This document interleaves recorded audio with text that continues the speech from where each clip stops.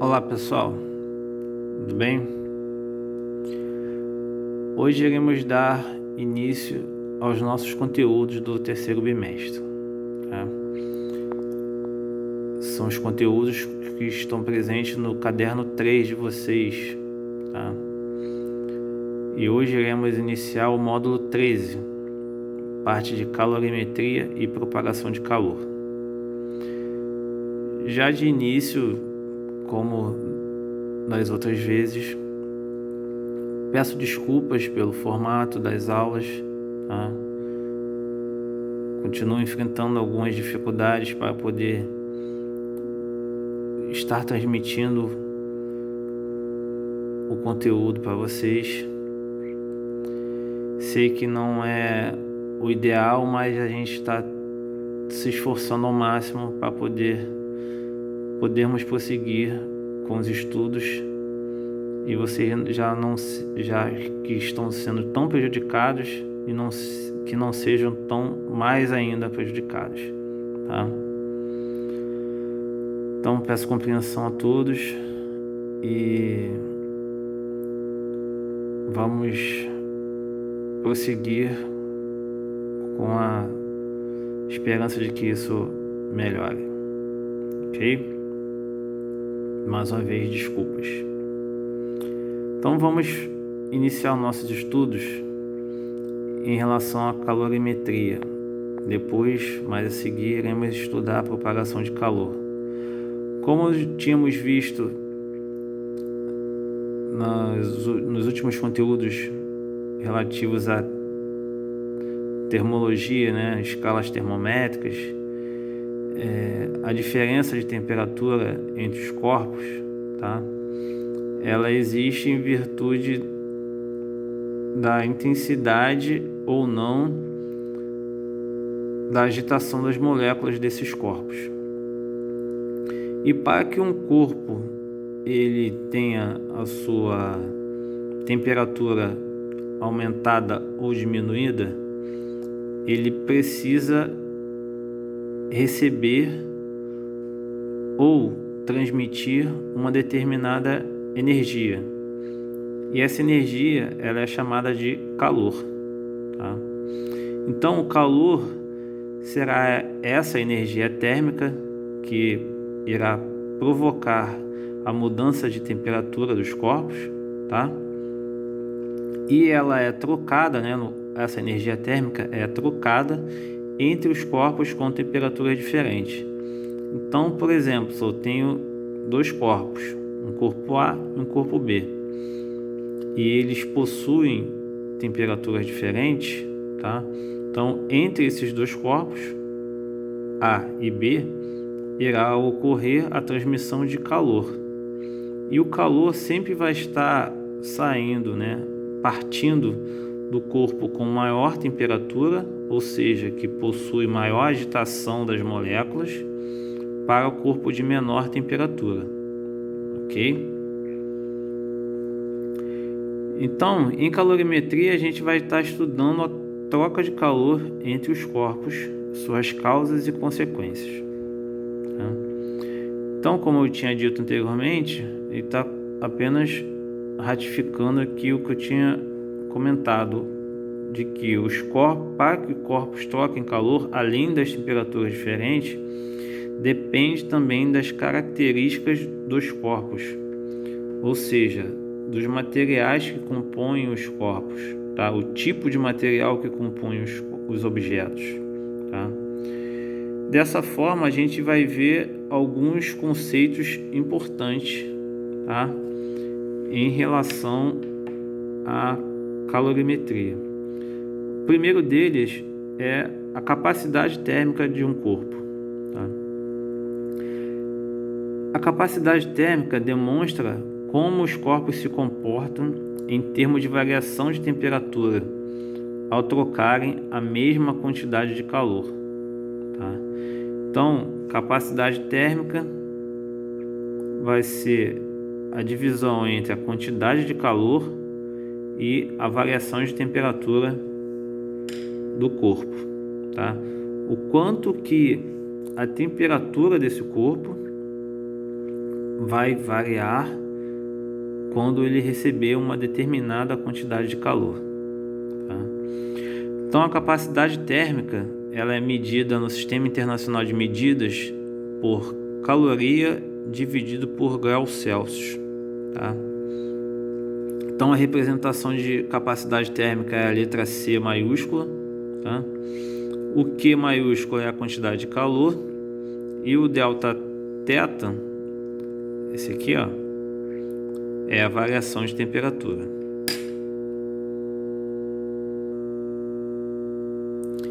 A seguir nós temos um outro conceito muito importante também, que é o calor específico de uma substância, tá?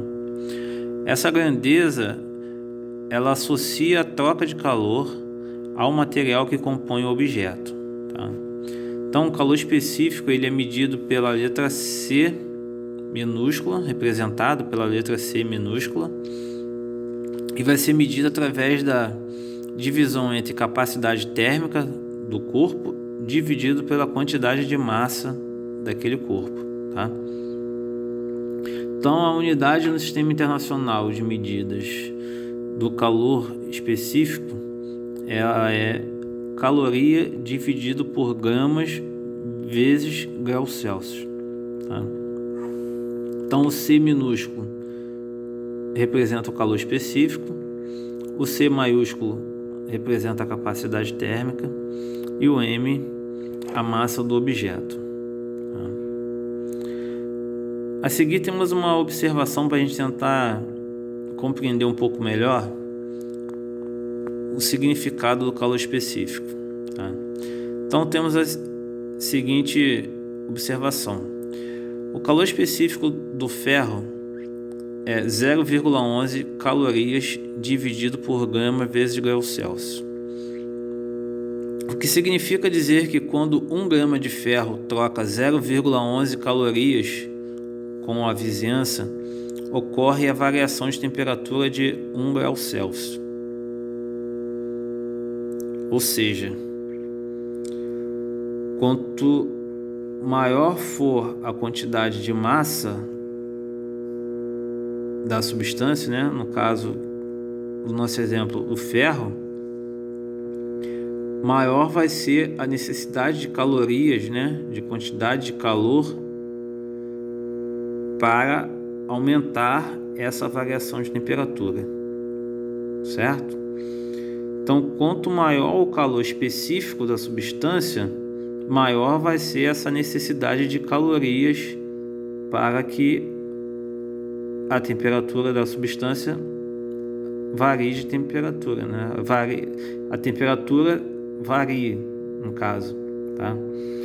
Na natureza, até o presente momento, a substância que possui o maior calor específico é a água, que é 1 caloria por grama grau Celsius, tá? Não existe na natureza, até o exato momento, né, nenhuma substância que tenha um calor específico maior do que a água, tá? E por isso até que ela é utilizada para vários processos de resfriamento, tá? Como por exemplo antigos motores de carro, né? Hoje em dia já não é mais utilizado, já é substância um pouco mais química, tá? Enfim, curiosidades que a gente vale a pena mencionar. Então, continuando, temos aí os efeitos da troca de calor nos corpos, tá? Um dos efeitos é a variação de temperatura apenas, né? Nesse caso, estamos observando a quantidade de calor sensível naquele corpo, tá? Porém, se nós tivermos a mudança de estado físico, ou seja, conforme o corpo vai recebendo calor e sua temperatura vai aumentando, vai chegar um determinado momento que ele irá mudar de estado físico, sair do estado sólido para o líquido ou do líquido para o gasoso. Com isso, a gente vai observar, além do calor sensível, o chamado calor latente, e ele estará presente toda vez que tiver mudanças de estado físico nos corpos. A seguir, iremos ver como calcular as quantidades de calor sensível e quantidade de calor latente. Tá? Primeiro, iremos ver a quantidade de calor sensível, que é responsável por variar a temperatura de um corpo. Então, a quantidade de calor sensível, ela vai ser medida através do produto entre a massa daquela substância que está recebendo a quantidade de calor, vezes o calor específico da substância, vezes a variação de temperatura que a massa do corpo sofreu. Tá? Então, o Q maiúsculo, né, vai ser a representação da quantidade de calor sensível, M a massa do corpo, C calor específico e delta θ variação de temperatura. Lembrando que a unidade no Sistema Internacional de Medidas para a quantidade de calor sensível é a caloria. Ok? Aí temos a seguir uma observação importante, tá? Toda vez que ocorrer o aumento de temperatura em um determinado corpo, teremos a variação de temperatura positiva, ou seja, maior do que zero. Tá? Com isso, implica que a quantidade de calor também é positiva. Ou seja, o corpo está recebendo calor, estou aquecendo aquele corpo. Já no sentido inverso, que é a redução de temperatura, nós teremos uma variação de temperatura negativa, ou seja, eu tinha uma temperatura inicial e a seguir terei uma temperatura final menor do que a minha temperatura inicial. Tá? Lembrando que delta θ, ou seja, a variação de θ é a variação de temperatura. Tem uma temperatura final e uma temperatura inicial. Quando essa variação for negativa, significa que o meu calor sensível, a minha quantidade de calor sensível, também será negativa, pois está sendo cedido calor pelo corpo, ou seja, o corpo está perdendo a quantidade de calor. Ok? A seguir temos a quantidade de calor latente. Tá? A quantidade de calor latente indica o quanto de calor deve ser trocado pelo corpo para que ele mude de estado físico. Ele é representado através da quantidade de calor latente igual a massa vezes calor latente de transformação ou calor latente da substância. Tá? Unidade no Sistema Internacional também é a caloria, tá? E as representações das incógnitas são quantidade de calor latente, que é o Q, M, massa do corpo, e L, calor latente de transformação. Então, nós vimos até o exato momento as características que ocorrem, né, em um determinado corpo quando ele está recebendo ou perdendo calor. Tá? E a seguir vamos ver como que ocorrem essas perdas ou ganhos de calor. São chamados mecanismos de transferência de calor, tá? Ou processos de transferência de calor, que são 3. O primeiro deles é o chamado condução. Tá? O processo de condução térmica que ocorre principalmente nos estados sólidos das substâncias, pois o calor vai sendo transmitido de molécula a molécula. Tá?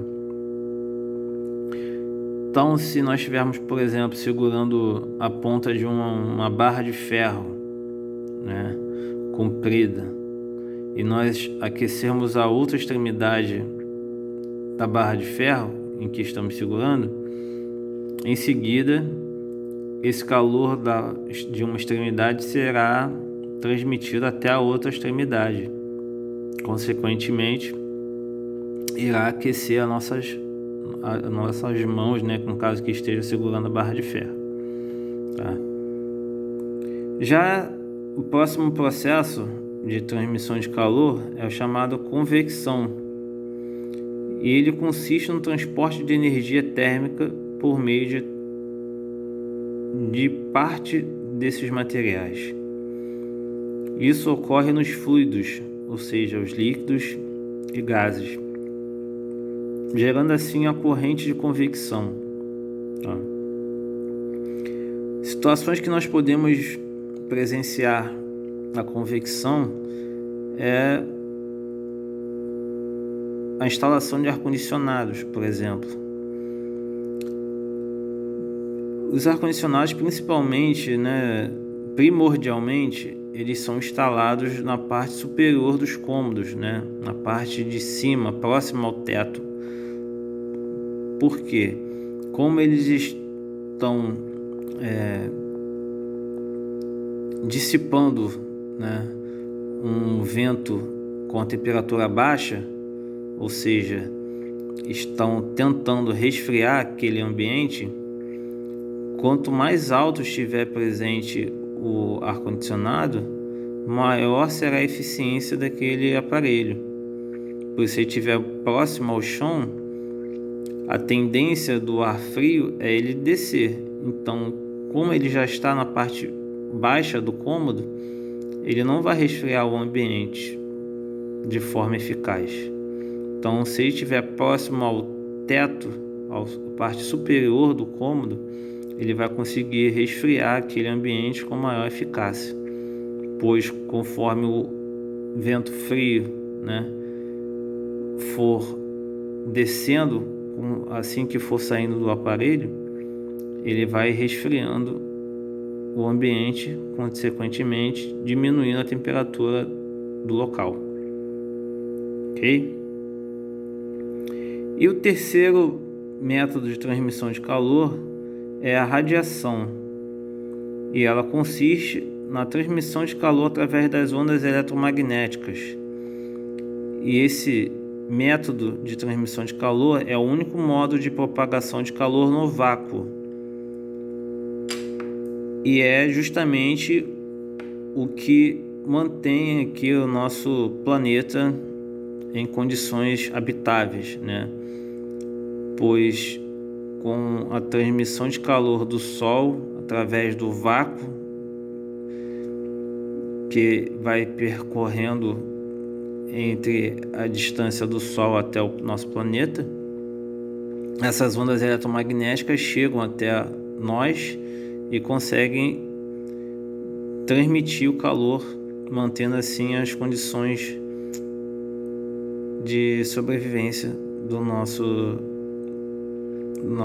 planeta. Ok? Então, pessoal, temos alguns exercícios para vocês tentarem praticar o que foi falado até agora, tá? Peço que vocês tentem resolver esse exercício aqui, ó, número 9 da página 284, número 12 da página 288, número 7 da página 291, tá? Peço mais uma vez desculpas pelo formato das aulas, mas sei que está sendo difícil para vocês, mas também está sendo difícil para mim, pois não estou com as condições devidas para transmitir uma aula com qualidade para vocês. Para mim está sendo bem difícil. Peço desculpas, ok? Então, qualquer dúvida que vocês tiverem, tentem entrar em contato comigo pelo e-mail, tá? Não desanimem, isso tudo vai passar. Um dia nós iremos voltar pelo menos a uma parte da nossa rotina normal, ok? Abraço a todos, até a próxima aula, tchau.